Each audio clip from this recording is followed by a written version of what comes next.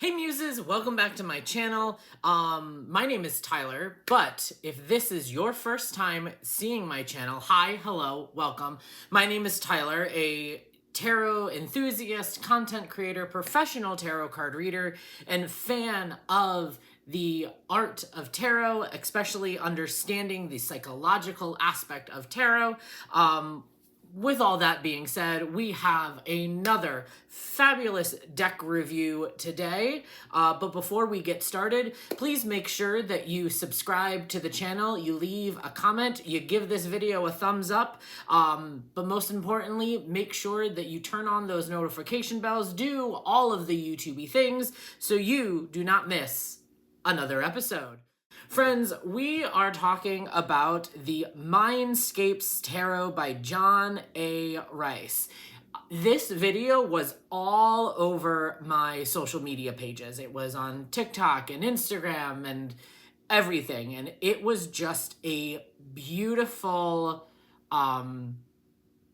piece of artwork that I was so excited to see develop and come across. This is published by Hay House. It's the MindScapes Tarot, and it says, MindScapes Tarot reimagines the tarot in a style of classic landscaped paintings, hand-drawn in oil pastel.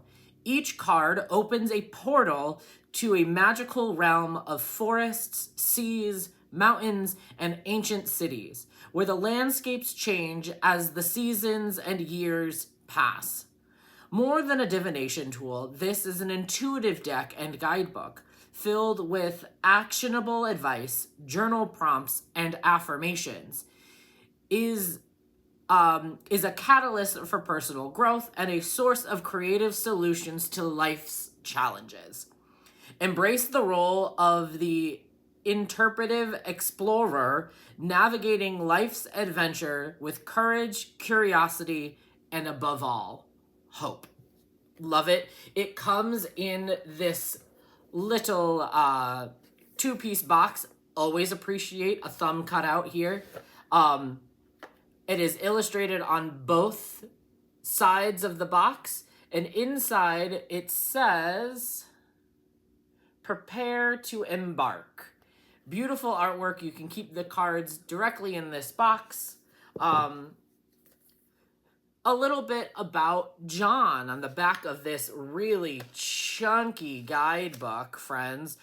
John A. Rice is an award-winning actor, writer, and artist specializing in oil pastels as one of the few artists working in this medium. His work has sold in more than 35 countries worldwide. He runs an art shop, JAR Studios NYC, out of his workspace in Astoria, New York. John's mission is to foster healing, introspection, and creativity through otherworldly art, empowering the internal world so that we can enrich our outer world. And I will leave John's information in the description below. So fun, so exciting. Let's do a little bit of introduction. Let's see. So when I kind of read over this, this all started back for John during COVID, started with an illustration project. We were all kind of locked at home looking for something new to do. And John kind of started illustrating tarot decks. And all of these are hand-drawn by John, right? They were all originally done on oil pastels and then transferred over into card medium. I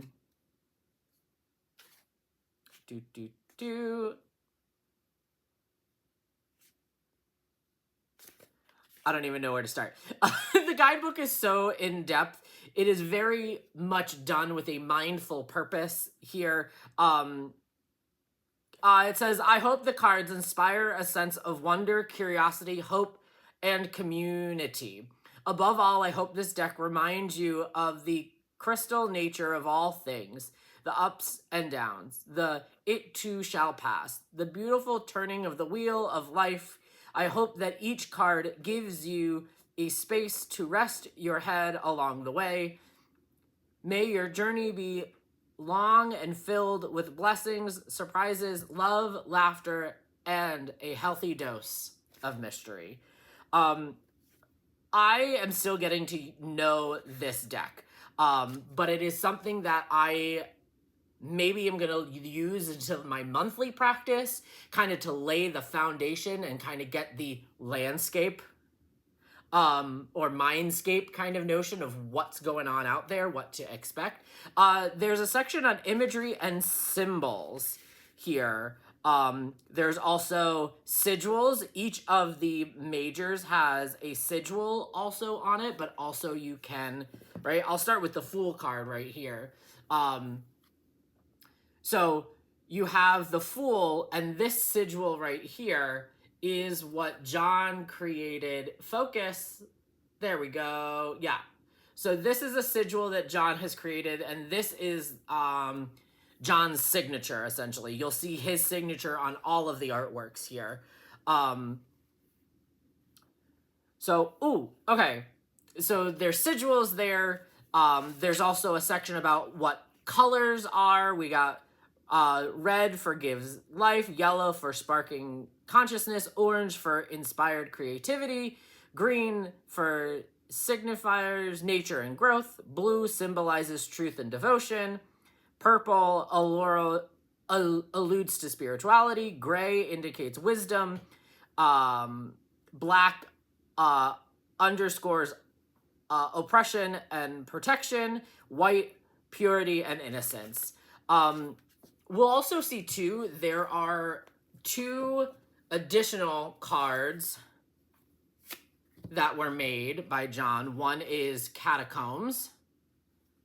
Let's see if I can zoom us in here just a little bit.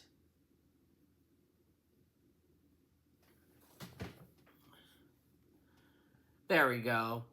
So Catacombs and The Great Work. These are 2 additional cards that John has created into the majors arcana. It says, as a coda to the deck, a sort of artistic signature, I included 2 new cards of my own creation, the Catacomb and the Great Work. They are the cards informed by my own personal beliefs with the emphasis on ancestral work and the interconnectedness of all things past, present, and future. I hope new readers will learn something from these supplements, and the seasoned readers will find them valuable additions to the tarot canon. A little all over the place, but I love it. We have changed suits. So let's see if I can kind of pull these in here quickly. Let's zoom back out.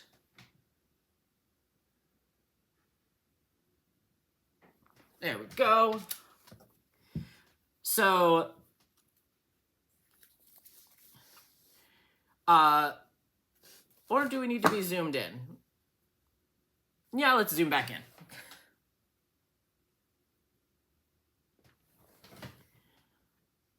All right.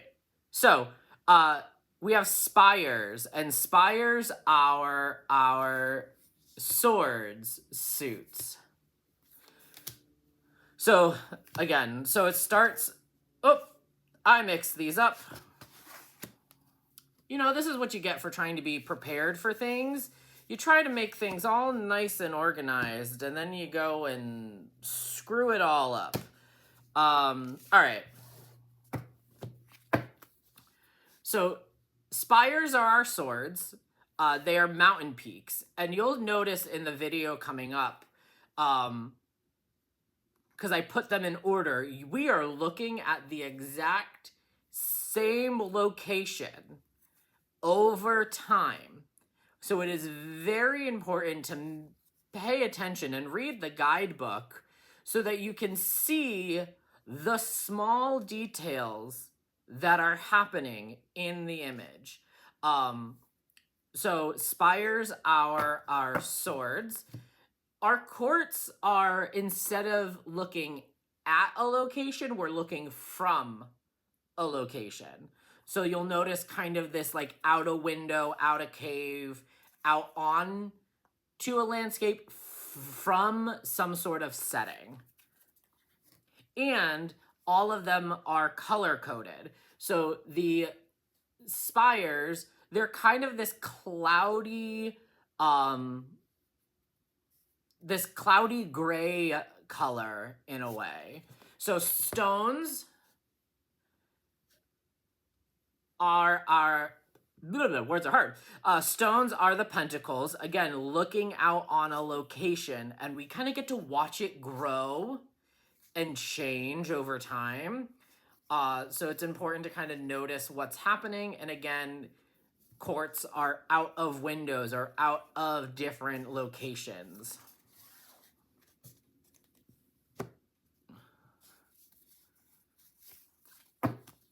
Tides are the cups, right? They're water. The stones are kind of this sandy color almost. Tides are cups, so it's water based. So the cards are this pale powder blue looking out over different or similar water areas and watching what kind of happens through it. And the courts, again, your perspective on where water is.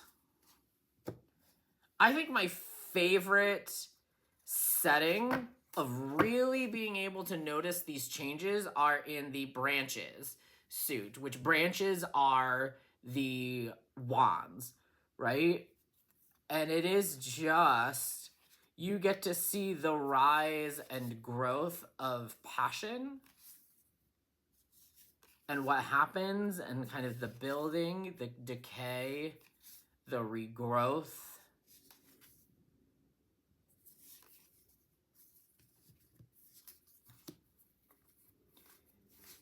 I just think this is so brilliant. All right, so let's, and there is a notion, the back of this card, while it doesn't lead to upright, it only leads to uprights. It doesn't lead to inversions, right? You would tell that that is upside down, but the artwork itself is strategically, is strategically designed, so that way you can kind of get ready for the journey, trying to understand what's going to happen. But the design is purposeful. It's not like some other tarot decks where they design a back of a card to kind of look like a geometric pattern of some sorts. This is also done with purpose, as all of them are. So the Fool, we start off as the adventurer, right? We start off as the adventurer, and we are going through the voyage here. The Magician. Let's talk about the High Priestess and kind of read into the book a little bit about what the High Priestess says. There's also a spreads book section on the cards. So this is why we really got to read into the guidebook, because you have keywords, planetary or zodiac sign placement, the element, some symbolism that's on the card, a description, and an action. So it says keywords: intuition, hidden mystery, sacred knowledge, psychic insight, spiritual illumination, divine feminine, and the subconscious mind. Planet or zodiac, we are talking about the moon. Element of water. Symbolism, we have the full moon, forest, candle and string lights, the all-seeing eye. I don't know if we can see it that well. Children, informal play, crystal ball, and purple shadow. Unassuming and curious, a child wanders away from the crowd at a carnival and finds themselves at the edge of the fairgrounds, in front of a large tent with strange markings. Under the full moon's particular light, the child lifts the veil and enters the world unknown, yet filled of compelling insights, inspiration, and self-awareness. Here resides the stuff of mystery, mysticism, intuition, and sacred knowledge, profound clarity, and spiritual illumination. On this night, the child has not only discovered the psychic in their place of power, but also the psyche within. Will you follow? The call to action is, for 1 week, keep a dream journal next to your bed and pay attention to your dreams. To explore their symbolism and messages, record your dreams upon awakening and reflect on their significance and insights. Beautiful. It is all intentional. It's so packed that it's one of these decks that I'm not just gonna throw in and like just use right away without care. It might be something that I fully fold into my personal practice first and foremost before I kind of play around with it, because there is so much here. Let's read about the Lovers card, because this is not your traditional Lovers card energy. So the Lovers, keywords: love, duality, relationship, choice, reconciliation, sacrifice, important decisions, the zodiac sign of Gemini, the element of air.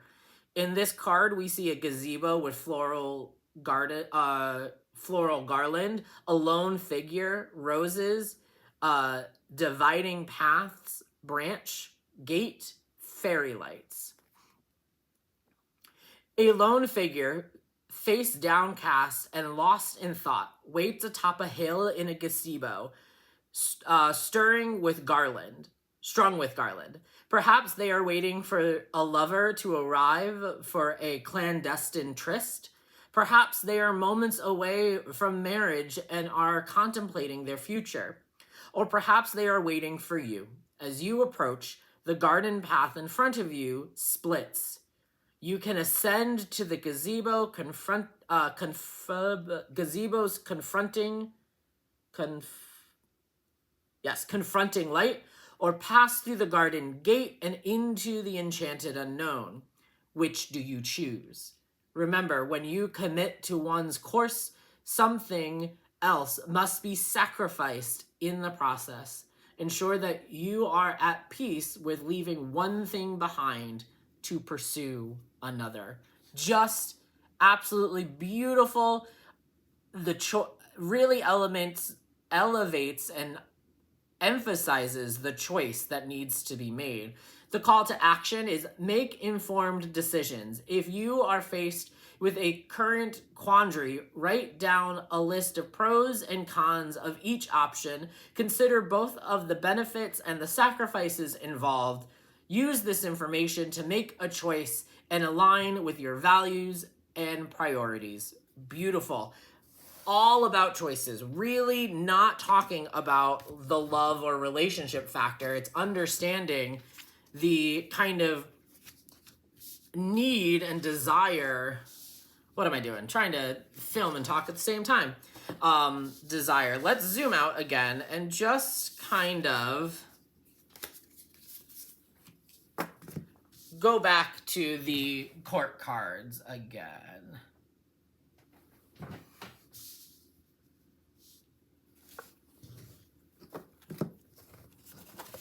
I hope you all are enjoying this deck. Please leave a comment below. Let me know what you think about the deck and what is in there. All right, so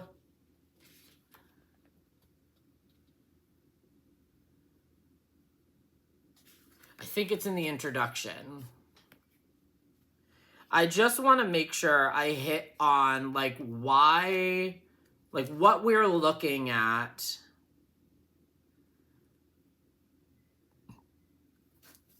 Oh, it was a project that took 5 years in the making.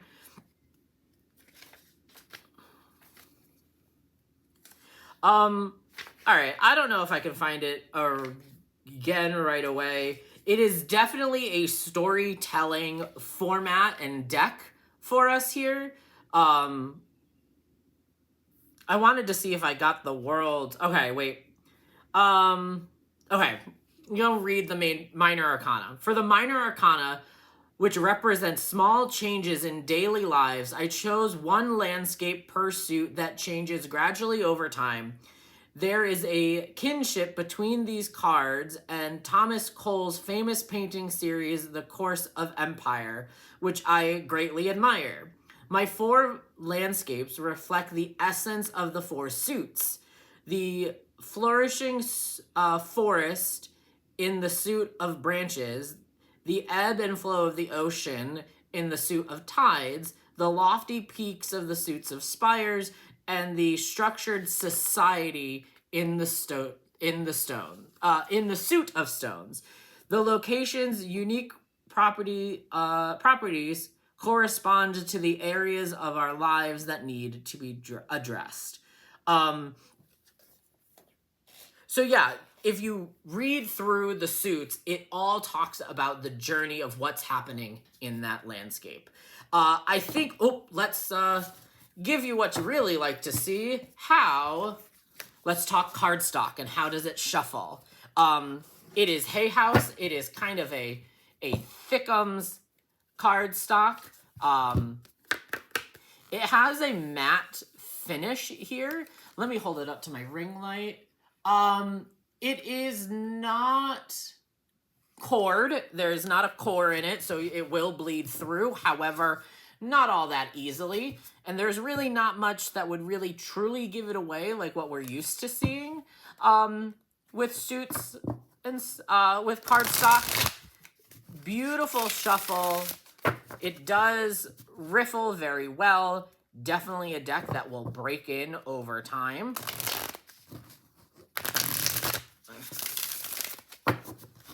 You can do hand over hand beautifully. Let's give this a little bit more of a shuffle, and let's just see.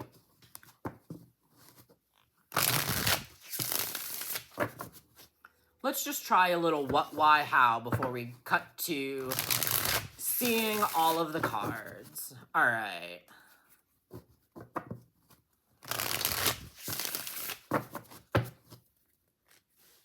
What's the message? The Hierophant. 9 of Tides, 9 of Cups, and the Page of Stones. The Hierophant seeks structure, maybe a little bit of alone time with those of spiritual wisdom and guidance and reflection to help kind of find the way to emotional happiness and wish fulfillment, right? As we kind of set our journey, but understand that this is going to take a lot of time. It's going to take time to build. We are going to have to find and make plans, lay things out, maybe take things in a different form here as we kind of go after our comfort zone, right?